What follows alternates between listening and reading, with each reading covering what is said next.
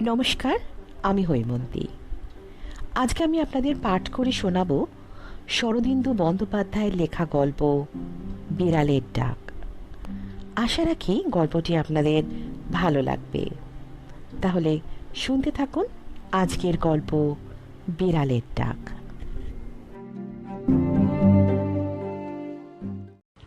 রাত্রি তখন 1টা কি 2টা হইবে। ইজি চেয়ারে শুইয়া বোধ হয় তন্দ্রা আসিয়া পড়িয়াছিল। কেরোসিনের ল্যাম্পটা ঠিক মাথা শিয়রে সতেজে জ্বলিতেছিল। এমন সময় স্ত্রীর কণ্ঠস্বরে চমকিয়া জাগিয়া উঠিলাম। ওগো, দূর করে দাও না আপত্রাকে, আবার ডাকছে।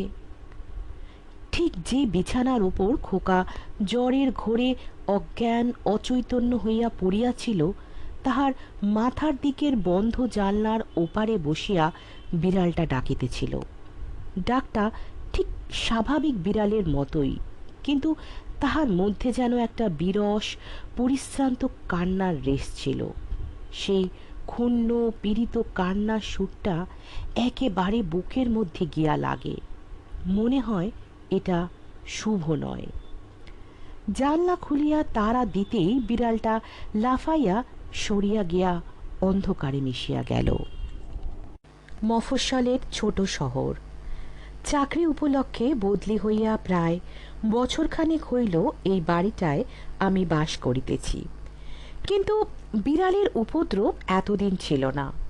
মাসখানেক পূর্বে হঠাৎ কোথা হইতে একটা শীর্ণ মরা খেকো বিড়াল আসিয়া জুটিল।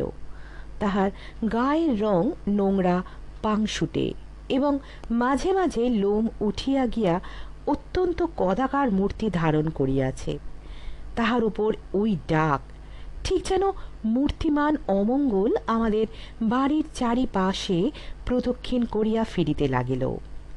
প্রথম দিনই স্ত্রী বলিলেন, বিড়ালের কান্না ভারী অলক্ষণ, আমার অজু বিজয় ভালো থাকলে হয়।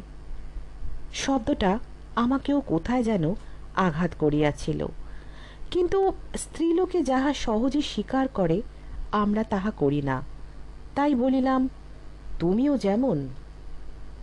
তারপর প্রত্যহ এই রূপ চলিতে লাগিল। দিন 5-6 পরে স্ত্রী আবার সশব্দে বলিলেন, ওগো, আমার ভারী ভয় করছে। বাড়িতে রোজ রোজ এরকম বিড়াল কান্না ভালো নয়। তাড়ালেও তো যায় না। তুমি লক্ষ্মী ছাড়া জন্তুটাকে গুলি করে মেরে ফেলো। ইতস্তত করিতে লাগিলাম। শুধু কাঁদিয়া বেড়ানোর অপরাধে একটা জীবকে মারিয়া ফেলিতে হাত উঠে না, কিন্তু কি উপায় যে তাহাকে বাড়ি ছাড়া করিব তাহাও বুঝিতে পারিলাম না।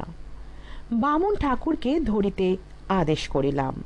ফলে বামুন ঠাকুর 2 ঘণ্টা কাল একটা ধামা লইয়া তাহাকে তাড়া করিয়া বেড়াইল।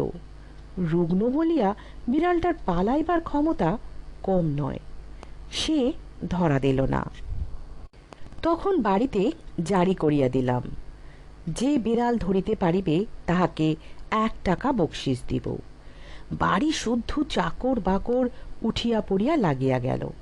এমনকি আমার বড় ছেলে অজয়, তাহার বয়স 8 বৎসর, সে পর্যন্ত তাহাকে ধরিবার জন্য নানা প্রকার ফন্দি ফিকির আটিতে লাগিল। কিন্তু আশ্চর্য, ধূর্ত ওই বিড়ালটা সকলের ষড়যন্ত্র অবহেলে ব্যর্থ করিয়া দিয়া সে বাড়ি প্রদক্ষিণ করিয়া বেড়াইতে লাগিল, এবং তাহার কান্নার সুর যতই মর্মভেদী হোক না কেন, সে যে আমাদের মিলিত প্রয়াস বিফল করিয়া দিয়া বেশ আমোদ উপভোগ করিতেছে তাহা বুঝিতে পারিয়া আমাদের উত্তেজনা আরও বাড়িয়া গেল।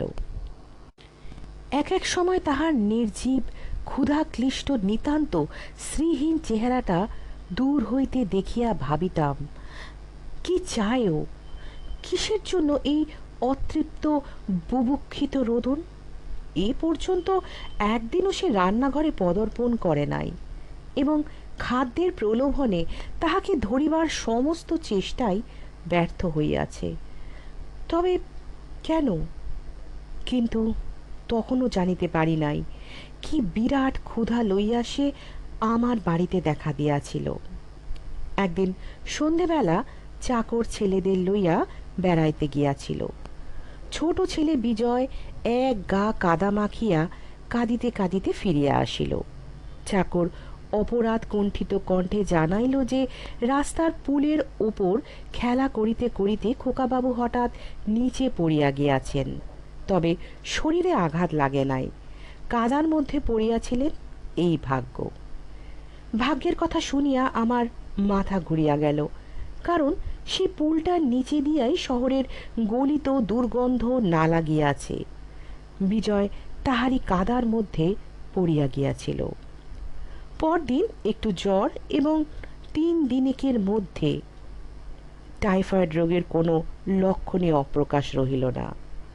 স্ত্রী অপূর্ণ চক্ষে আমার পানে তাকাইলেন। বুঝিলাম তিনি সে অপয়া বিড়ালটার কথা ভাবিতেছেন। ভাবনার বস্তুটি তখন দ্বিগুণ উৎসাহে বাড়িময় কাঁদিয়া বেড়াইতেছিল।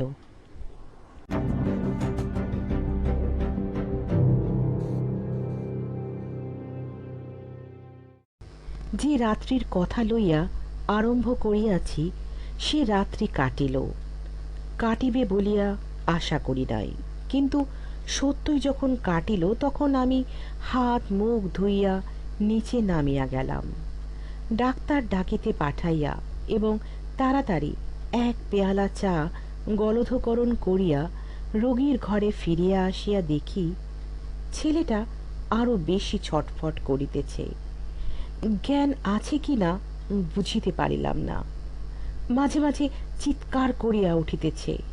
আমি ঘরে প্রবেশ করিবা মাত্র সে তাহার মার গলাটা সজোরে জড়াইয়া ধরিয়া নিজেকে বাহুর জোরে তাহার বুকের কাছে টানিয়া আনিয়া কাঁদিয়া উঠিল। মা, ওই বেড়াল, আমি যাব না। স্ত্রী 2 হাতে ছেলেকে বুকে চাপিয়া ধরিয়া কাঁদিয়া উঠিলেন, কিন্তু তখনই আবার দাঁত দিয়া ঠোঁট চাপিয়া কান্না নিরোধ করিলেন। সেই মুহূর্তে নিচে হইতে বিড়ালের ডাক শোনা গেল। আমি আর সেখানে দাঁড়াইলাম না, দাঁতে দাঁত চাপিয়া নিজের ঘরে গিয়া বন্দুকটা তুলিয়া লইলাম, টোটা ভরিয়া ভেতরের বারান্দায় আসিয়া দাঁড়াইলাম। শীতের সকাল, রোদ উঠিয়াছে, কিন্তু কুয়াশা সম্পূর্ণ দূর হয় নাই। মস্ত উঠানের অন্য প্রান্তে একটা অনুচ্চ বাঁশের মাচা ছিল, পুঁই ডাঁটা এবং আরো কি কি লতা দিয়া মাচাটা আগা গোড়া ঢাকা। তাহারই উপর বসিয়া জন্তুটা আরামে অঙ্গ লেহন করিতেছিল। বন্দুক তুলিয়াই ফায়ার করিলাম। বোধহয় অত্যাধিক উত্তেজনায় হাত কাঁপিয়া গিয়াছিল। বিড়ালটা লাফাইয়া অদৃশ্য হইয়া গেল। সঙ্গে সঙ্গে মাচার অপর পারে একটা গুরু ভার পতনের শব্দ হইল। বন্দুক সেইখানে ফেলিয়া দ্রুত নিচে নামিয়া গেলাম। দেখি আমার বড় ছেলে অজয় মাচার পাশে পড়িয়া আছে। বন্দুকের গুলিটা ঠিক তাহার রগের ভিতর দিয়া মস্তিষ্কে প্রবেশ করিয়াছে। দেহে প্রাণ নাই। মরিবার পূর্বে একটা ক্ষুদ্র কাতরোক্তি করিবারও সে অবসর পায় নাই। একটা ছোট চুপড়ি তাহার হাতের কাছে পড়িয়া আছে। তারপর আর কি, ছোট ছেলে বিজয় বাঁচিয়া উঠিয়াছে। চিকিৎসা বা সেবার গুণে নয়, তাহার পরমায়ু ছিল বলিয়া। যে বিড়ালটাকে ক্ষুধিত অবস্থায় হাজার চেষ্টা করিয়াও তাড়াইতে পারে নাই, আজ ক্ষুধার অবসানে সে আপনিই চলিয়া গিয়াছে।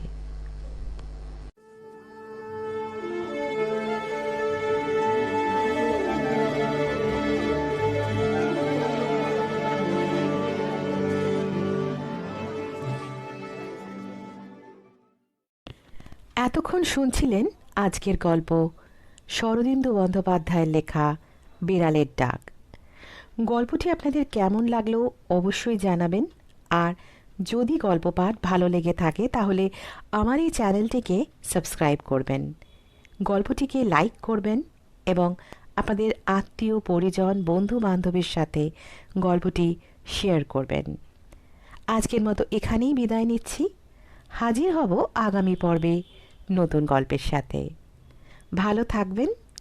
নমস্কার।